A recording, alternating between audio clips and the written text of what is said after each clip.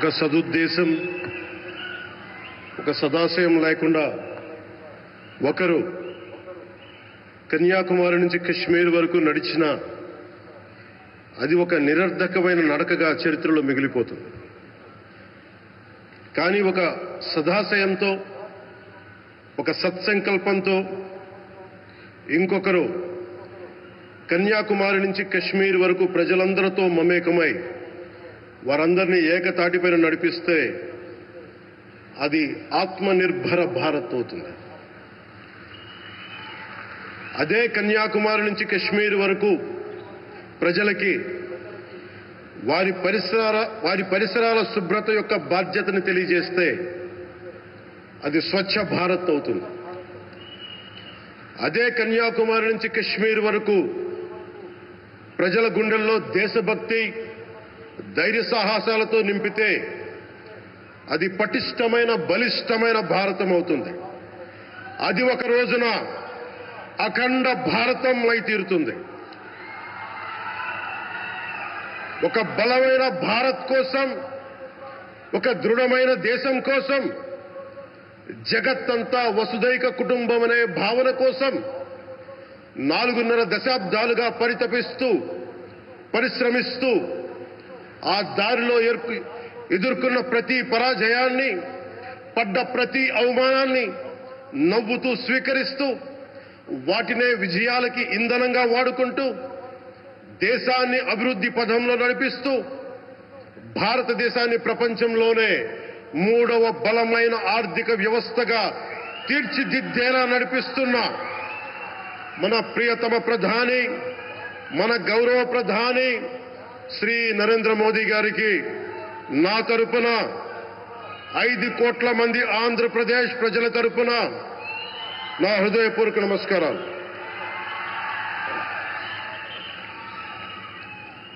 విద్యార్థి నాయకుడిగా రాజకీయాల్లో ప్రవేశించి రెవెన్యూ మంత్రిగా, ఆర్థిక మంత్రిగా మొదలై తెలుగుదేశంకి రథసారథి అయి 4వసారి ముఖ్యమంత్రి అయి తెలుగు ప్రజల్ని అభివృద్ధి పదంలో నడిపిస్తున్న దార్శనికులు, రాజకీయ ఉద్దండులు గౌరవ ముఖ్యమంత్రి శ్రీ నారా చంద్రబాబు నాయుడు గారికి నా హృదయపూర్వక నమస్కారం.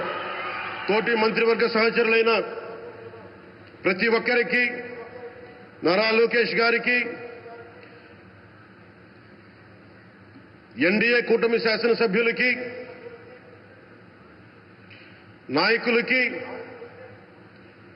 బీజేపీ నాయకులందరికీ పేరు పేరున నా నమస్కారాలు. కార్యకర్తలకి నా హృదయపూర్వక నమస్కారాలు. బీజేపీ నాయకురాలు శ్రీమతి పురంధేశ్వరి గారికి నా హృదయపూర్వక నమస్కారాలు. మా ఎన్డీఏ కూటమికి 164 అసెంబ్లీ స్థానాలు, 21 మంది పార్లమెంట్ సభ్యులనిచ్చి మమ్మల్ని వారి విలువైన ఓటుతో వేసి గెలిచిన ప్రతి ఒక్కరికి ఆడపడుచులకి, అక్క చెల్లెలకి, పెద్దలకి, పిన్నలకి, యువతులకి, యువకులకి పేరు పేరున నా హృదయపూర్వక నమస్కారాలు. ప్రజలు ఎన్డీఏ ప్రభుత్వాన్ని నమ్మారు, నిలబడ్డారు. అలా నిలబడినందుకే ఈ రోజున మన గౌరవ ప్రధానమంత్రి గారి సారథ్యంలో ఈ ప్రారంభోత్సవాలు కానీ, శంకుస్థాపనలు కానీ, అది దక్షిణ కోస్తా రైల్వే జోన్ కావచ్చు, కృష్ణపట్నం ఇండస్ట్రియల్ పార్క్ కానీ, గ్రీన్ హైడ్రోజన్ హబ్ కానీ, అనకాపల్లి బల్క్ డ్రగ్ పార్క్ కావచ్చు, 6 కొత్త రైల్వే ప్రాజెక్టులు కావచ్చు, వీటన్నిటికీ వచ్చే పెట్టుబడి దాదాపు 2,10,000 కోట్ల రూపాయల పెట్టుబడులు, 7.5 లక్షల మందికి ఉపాధి అవకాశాలు. అవినీతితో కూరుకుపోయి ఉపాధి అవకాశాలు లేక, ఉద్యోగ అవకాశాలు లేక విలవిల్లాడుతున్న సమయంలో మీరు నిలబడ్డారు. అందుకే ఈ రోజున ఈ 2 లక్షల పైచిలకు పెట్టుబడితో 7.5 లక్షల ఉపాధి అవకాశాలు లభించి మనందరికీ ఇచ్చినందుకు మనస్ఫూర్తిగా ప్రధానమంత్రి శ్రీ నరేంద్ర మోదీ గారికి చేతులెత్తి నమస్కరిస్తున్నాం. ఇవి కాకుండా కొత్త హైవేల నిర్మాణం, విస్తరణ, అలాగే అమరావతి రాజధానికి పెట్టుబడులు, పోలవరంకి నిధులు, 15th ఫైనాన్స్ కమిషన్ నిధులు కానీ, జల్ జీవన్ మిషన్ కోసం ప్రతి ఇంటికి నీరు, రక్షిత మంచినీరు రావాలి ఆయన ఆకాంక్ష, ఆయన ఆశయం. మనకు గంట కాదు 24 గంటలు రావాలని పడ్డ తపన ప్రధానమంత్రి గారిది. వీటన్నిటికీ చేయగలుగుతున్నాం, ముందు ప్రారంభించామంటే మీరు మా మీద పెట్టిన భరోసా, మా మీద పెట్టిన నమ్మకం, గౌరవ ప్రధానమంత్రి గారి మీద మీరు చూపించిన నమ్మకం. ఈ రోజున అది 2 లక్షల పైచిలకు పెట్టుబడులుగా ఇక్కడికి వచ్చింది. ఎక్కడో మన మారుమూల గ్రామాల్లో 70 సంవత్సరాల పాలనలో గ్రామాలకి రోడ్డు లేదు. ప్రధాన్ మంత్రి సడక్ యోజన కింద ఈ రోజున మనం మారుమూల గిరిజన గ్రామాల్లో కూడా రోడ్లు వేయగలుగుతున్నామంటే దానికి ముందుండి మాకు వెన్నుతట్టి మాకు నిధులు సమకూరుస్తుంది నరేంద్ర మోదీ గారు. భారతం అభివృద్ధి పదంలో ఎందుకు చేశారు ఇవన్నీ అంటే, భారతదేశం అన్ని రాజ్యాలు, అన్ని రాష్ట్రాలు ఏ ఒక్కరు కూడా అభివృద్ధిలో వెనకపడకూడదు.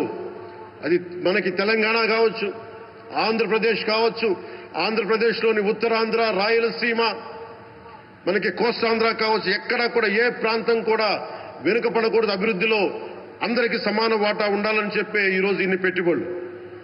ఈ మోదీ గారి సంకల్పానికి, సహకారానికి, ఆయన గైడెన్స్ కి మనస్ఫూర్తిగా నా కృతజ్ఞతలు. 5 ఏళ్ల అవినీతి అరాచక పాలనలో ఆంధ్రప్రదేశ్ అంధకారంలో కూరుకుపోయినప్పుడు ఆ రోజున మన ముందుకొచ్చి మేము ఎన్డీఏ కూటమితో మనం నిలబెడదాం, ఆంధ్రప్రదేశ్ ప్రజల ఆకాంక్షలు నిలబెడదాం, అభివృద్ధి పదంలో నడిపిద్దామని చెప్పి ఆ రోజు ఆశాజ్యోతిలో నిలబడ్డారు. అసలు అభివృద్ధికి ఆస్కారమే లేదు ఆంధ్రాకి అనే స్థితి నుంచి అభివృద్ధి అంటే ఆంధ్రానే అని చెప్పుకునేలా గౌరవ ముఖ్యమంత్రి గారి నాయకత్వం, చంద్రబాబు గారి నాయకత్వంలో, ప్రధానమంత్రి గారి నిర్దేశకత్వంలో, వారి సూచనలతో సహకారంతో కేబినెట్ కానీ, మంత్రివర్గ సహచరులు కానీ, ఎన్డీఏ కూటమి ఎమ్మెల్యేలు కానీ, మేమందరం కార్యకర్తలు అందరం కష్టపడతాం. అహిర్నిశలు రేయం భవళ్లు కష్టపడతాం. దేశ ప్రగతిలో భాగస్వామ్యులవుతాం. మేము ప్రధానమంత్రి గారికి అండగా ఉంటామని తెలియజేసుకుంటూ, ఆంధ్రప్రదేశ్లో ఉన్న ఆంధ్రాకి వెలుగుతో నింపుతున్న మీ నిండు హృదయానికి నా హృదయపూర్వక కృతజ్ఞతలు తెలియజేసుకుంటున్నాను. మరోమారు మీ అందరికీ ధన్యవాదాలు తెలుపుకుంటూ, నమ్మకం పెట్టారు. మీరు పెట్టిన నమ్మకానికి ఈ రోజున 2 లక్షల పైచిలకు పెట్టుబడులు తీసుకొచ్చాం. ప్రధానమంత్రి గారు ఉండటం వల్ల, సమర్థవంతులైన చంద్రబాబు గారు ఉండటం వల్ల మేమందరం నేర్చుకోవడానికి, పనిచేయడానికి సంసిద్ధంగా ఉన్నాం. సో మీరందరూ ఇదే సహకారం ఇవ్వాలని మనస్ఫూర్తిగా కోరుకుంటూ, ఆ భగవంతుడు, ఆ లక్ష్మీ నరసింహుడు ఈ దేశాన్ని మరింత ప్రగతి పదంలో నడిపించేలా గౌరవ ప్రధానమంత్రి శ్రీ నరేంద్ర మోదీ గారికి దీర్ఘాయుష్ ఇవ్వాలి, ఆరోగ్యం ఇవ్వాలని మనస్ఫూర్తిగా కోరుకుంటూ, ఆ లక్ష్మీ నరసింహుడిని వేడుకుంటూ సెలవు తీసుకున్నాను. జై భారత్, జై హింద్.